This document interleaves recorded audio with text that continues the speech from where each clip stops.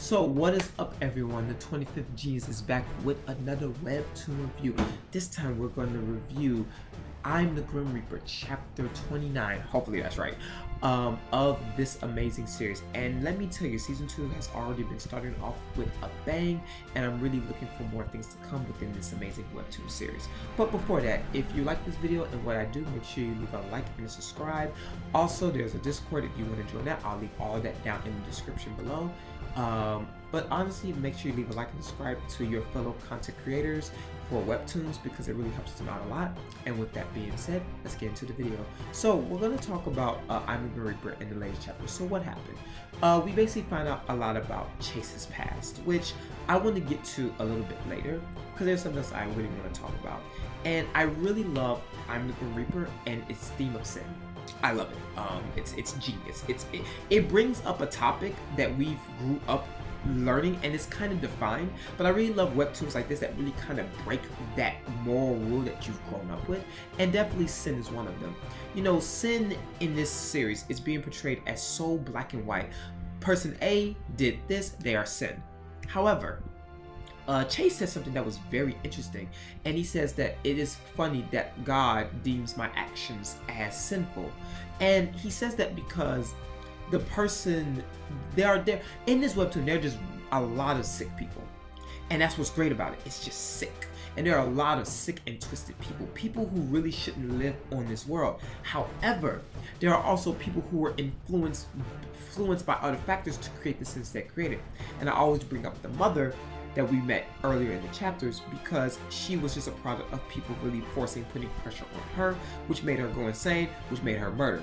Now, do I say murder is good? No, but there is a reason. It wasn't she was just a terrible person. She was forced into a terrible situation in which it just got out of her hands. But I really like how, you know, Satan and, you know, this world is kind of just depicting sin as this unmoral moral compass, if that makes sense, if you will. And I really like how you really do have to ask yourself the question, is this person really sinful based on the information that was given? And again, it's just very and very exciting for me. I really, as a person who's raised in you know, Christian all his life, you know, you're kind of really taught you know, sin is wrong and you shouldn't do sin, and God died for your sins, which is all good. But I really love about this webtoon is that it really challenges that mentality, and really just really ask you the question, who is really the bad people? Is it the people who do the sin, or is it the people who like influence them to sin upon? And definitely that is the case with this webtoon. We see it all the time. Now, there are just some generically just terrible people who just deserve to die. However, there are just some people who just had bad circumstances and scenarios. Again, it's just all very good, very powerful stuff. Again, it's one of the reasons why I recommend the webtoon, and I'm doing videos about it. Now let's get to the other stuff. So we learned a little bit about Chase's past. I don't believe it. I'm just gonna say it straight up. I don't believe it, because okay, let's look here. We learned a lot of things about Chase within this chapter. Okay, we learned that he takes justice a little too seriously, which I'm gonna get to a bit. I understand wholeheartedly. But also we realize that he has a little bit of a temper tantrum, and he tends to go on rampant rages. So I believe either this is only part 1 of what he did, because we know in the earlier chapters that something happened with Case X.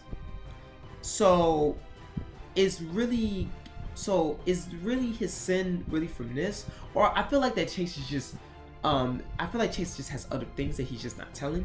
Or I feel like Satan himself just has other things that he's just not telling Scarlet.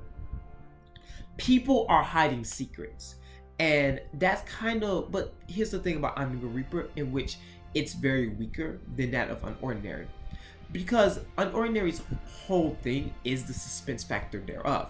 Like, the whole power system and the anarchy is very good, but what really drives the webtoon, what I feel, is how effectively it uses the puzzles and only giving you bits and pieces as it sees fit.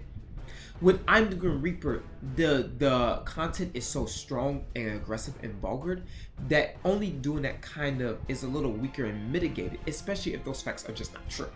So again, I think it's effective. It's just not as effective as other webtoons have done it, like even Tower of God, even God of High School. So I really just would say very just lean wary on the mystery part of it, because your characters are so vivid that they just stick out. And so because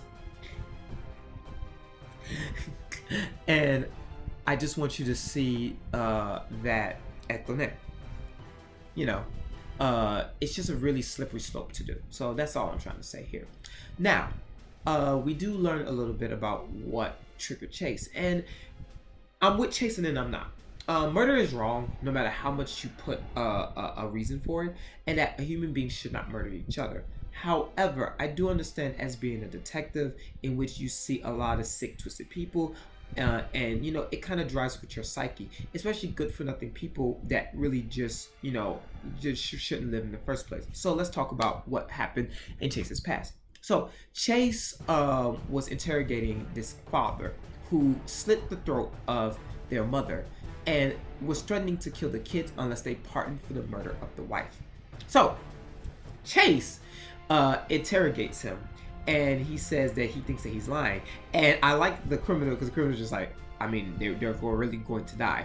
And you know, he, you know, chasing him with that, you thought, douche, douche, douche, douche, douche, douche. And I want to point out, because I hope I show it here, I love like this action scene. Like, you can feel the soulless, like the soulless, like him snapping. Like, the one thing that the author's really good at is really conveying very psychological behavior, and I really like that very much.